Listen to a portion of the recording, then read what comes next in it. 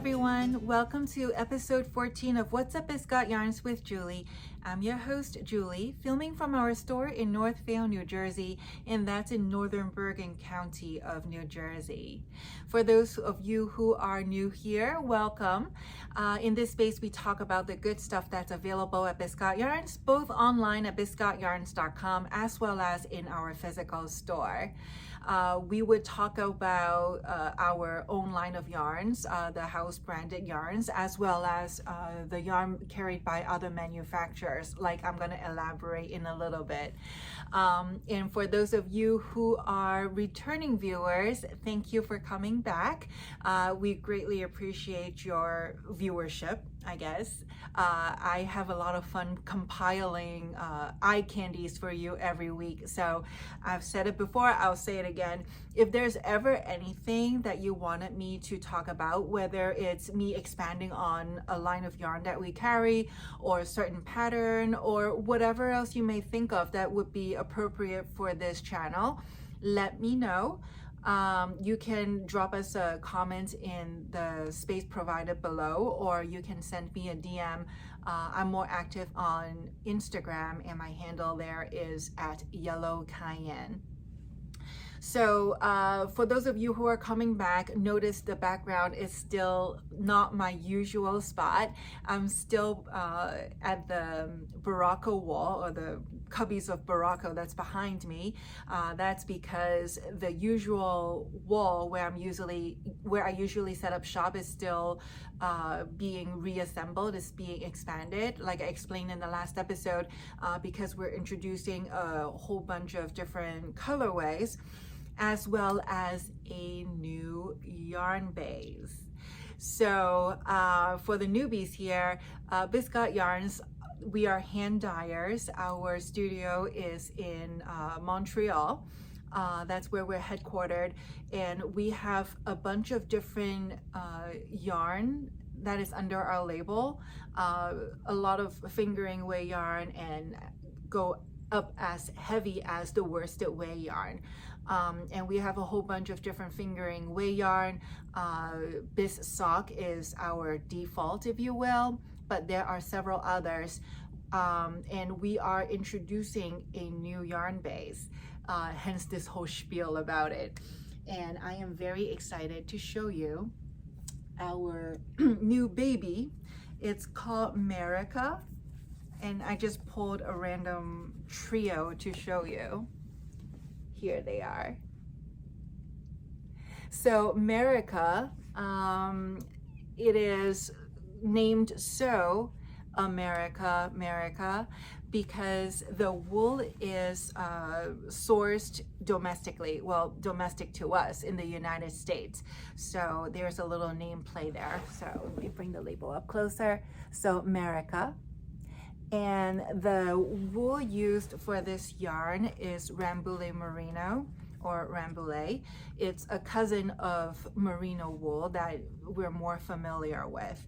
They are sturdier, they are bigger than their merino cousins, and the staple length is a bit longer, I think, than the regular merino.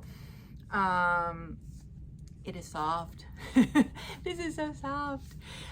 What's special about this yarn, the America line, compared to the other fingering way base yarn that we carry, is that this is non-superwash. So I know there are a camp of people who are die-hard, naturalists. They don't want to use anything with nylon, plastic, or superwash, and that's fine.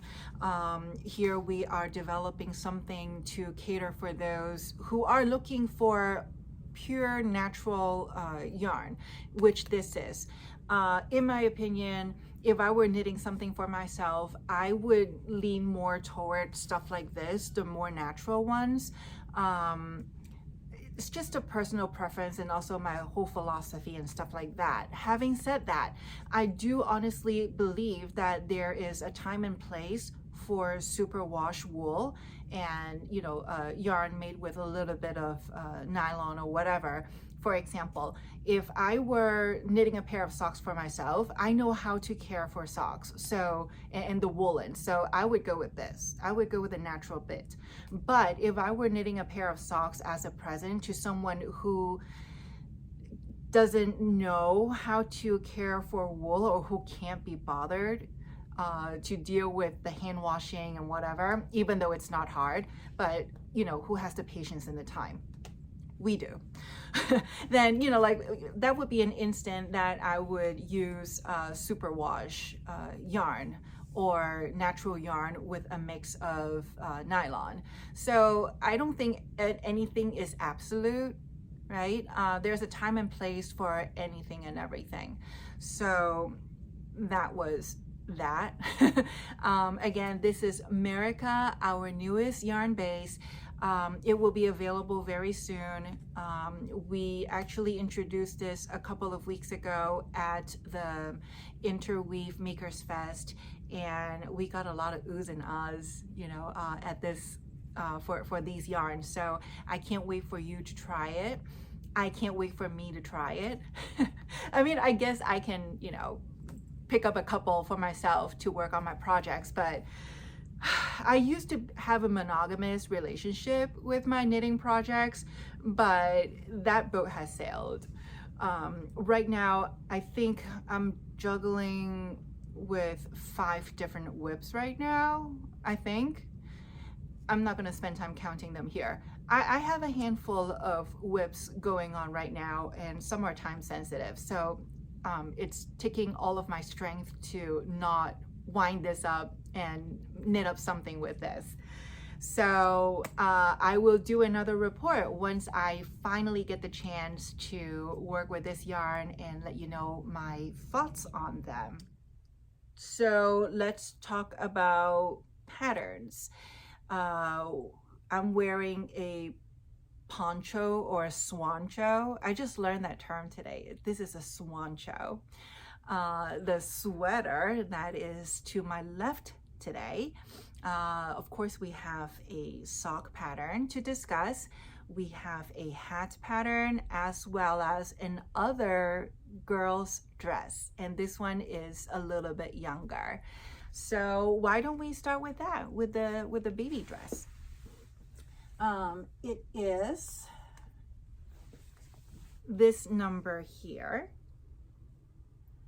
This, to me, it's like really retro 70s feel to it. I don't know if it's the color or if it's the diamond design, or maybe both. I thought this was like really retro. So this one, the dress is constructed from the top down. First you take this color, which is aqua, and then you knit the garter band, but you don't connect it in the round because there is a button hole here. So you know, because with the younger children, you know, you have to get the what do you call it, the hole through their head, and their heads are big sometimes, so it's really wise to have openings like that. And that's why you also see a lot of children's tops, they have the buttons on the shoulder. So anywho, you do that, you knit back and forth for a bit until you get down to here, and then you connect it to be knitted in the round with this colorway, which is carabine.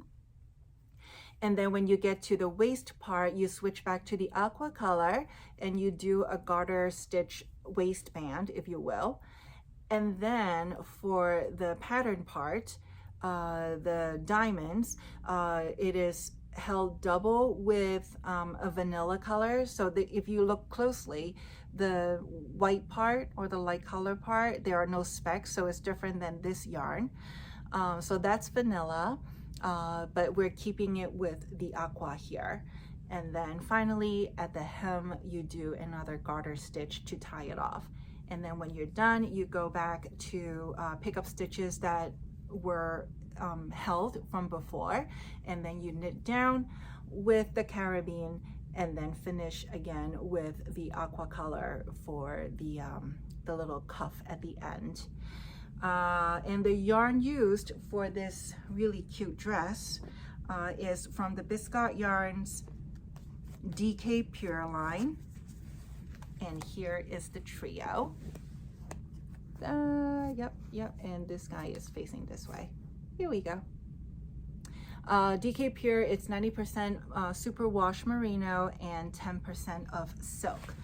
And let me take out the notes for this. Sorry, give me 1 second. Whew. So girls diamond dress, that's what this is. The DK Pure is the yarn that is used for that project, and the needle size used are US 6 and 7, and the gauge is 24 stitches for 4 inch.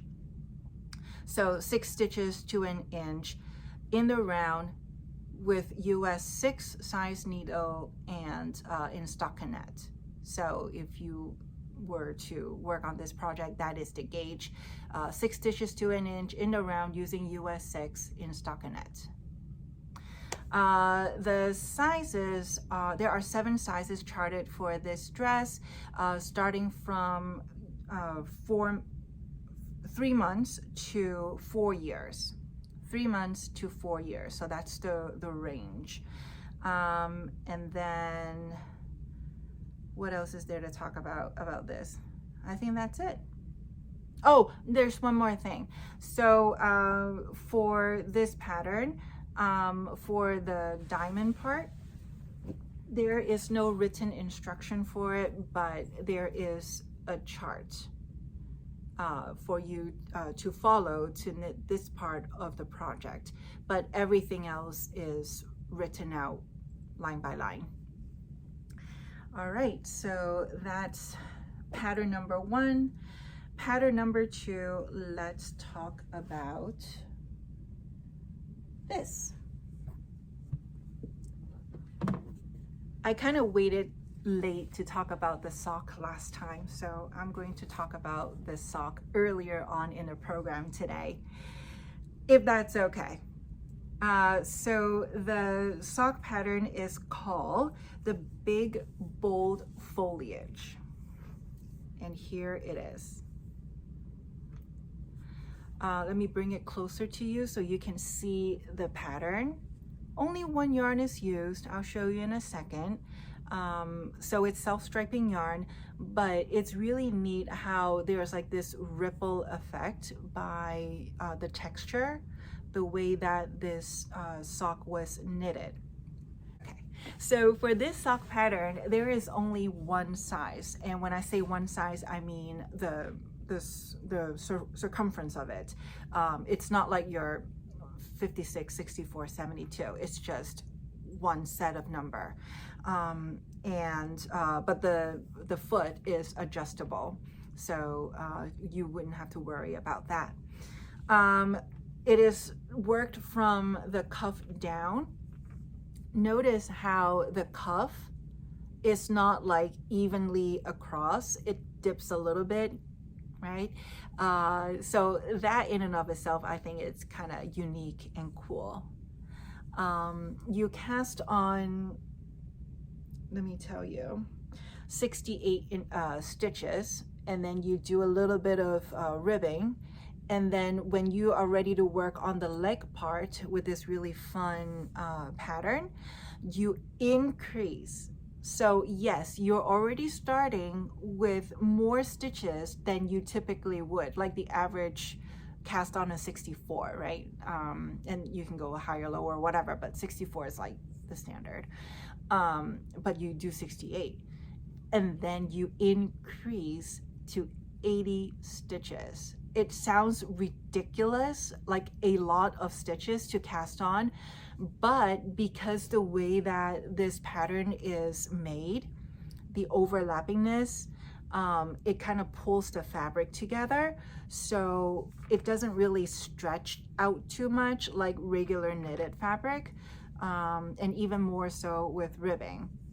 So that's why you need to cast on that many number of stitches. And this foot model here is, you know, standard size, and it's not like tight, it's not loose, it's pretty standard. So if you decide to work this pattern, don't freak out that it's telling you to increase to 80 stitches. It should be fine. And the effect of this waviness, if you will, I'm like really admiring this. I'm gonna have to work it. I have to do this. I have to add this. Oh, I'm going to knit this pattern with the Numerica's yarn. Yeah, I think I'm gonna do that. Okay, I got distracted, I'm sorry. So what was I saying? Oh yeah, so to create this pattern, this fabric, it looks really complicated and to me anyway, at first glance, but it's actually really easy to achieve. If you can do a knit two together, if you can do a yarn over, and if you can do an SSK, you can do this. So that's all it is. It's a combination of a couple of decreases and a yarn over, and that's it. Okay, so cuff, leg, what do you call it? Heel flap. Heel flap, usual business. Unlike last week, we're back to the traditional slip one, knit one, and then the gusset, and then the foot.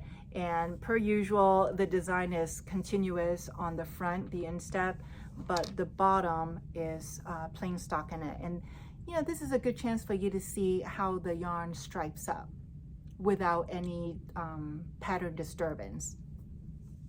And then you get to the toe, decrease, Kitchener stitch, and then you rinse and repeat and do a second one for its partner. So that's this, the big bold foliage designed by Miss Louise Roberts. All right, so that's out of the way. Let's talk about the sweater because I just turned my head and saw this sweater. This is called the Michaela Sweater, designed by Evelyn Sciatra. And this sweater comes in 8 sizes, if I remember correctly. 1, 2, 3, 4, 5, 6, 7, 8. Yes, I have a very good memory. It comes with 8 sizes. And it is intended to be worn with a 3.5 inch of positive ease. The sizes ranges from 32 on the small side to 60 inches around for the largest size. So this sweater is pieced. You do the back piece, you do the front piece, and then set in shoulders. So, and then you knit the sleeves separately, and then you piece everything together. The pattern, you start from the bottom with one color, and then you do the other color, you introduce the other color, and then you start working on this pattern, which is charted, this part.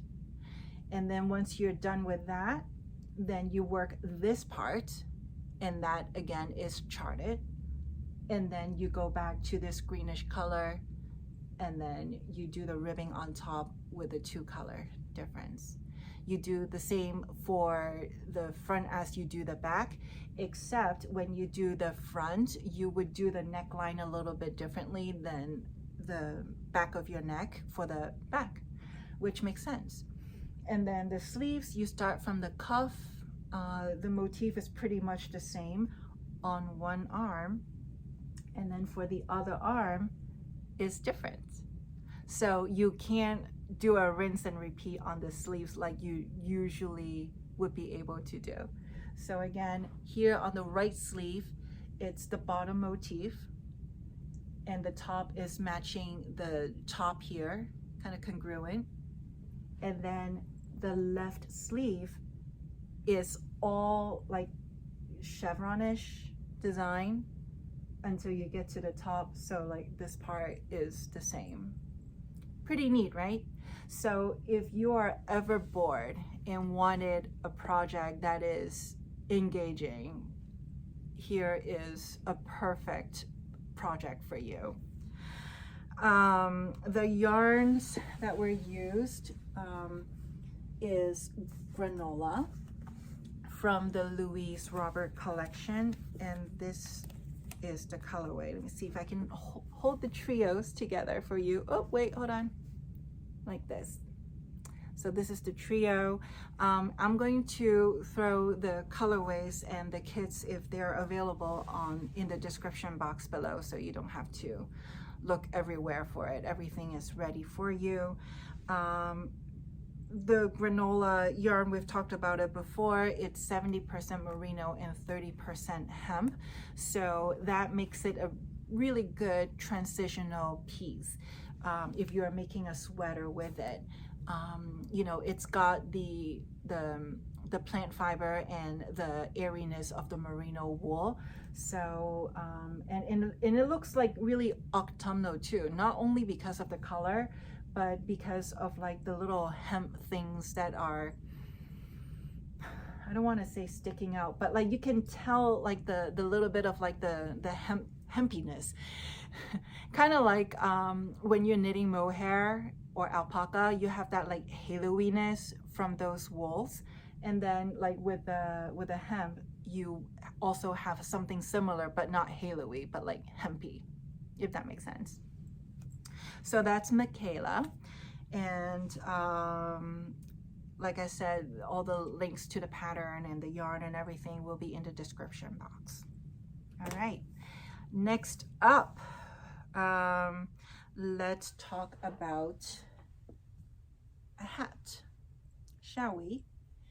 So this hat is also knitted with DK Pure, the same yarn as for the baby girl's dress we just talked about.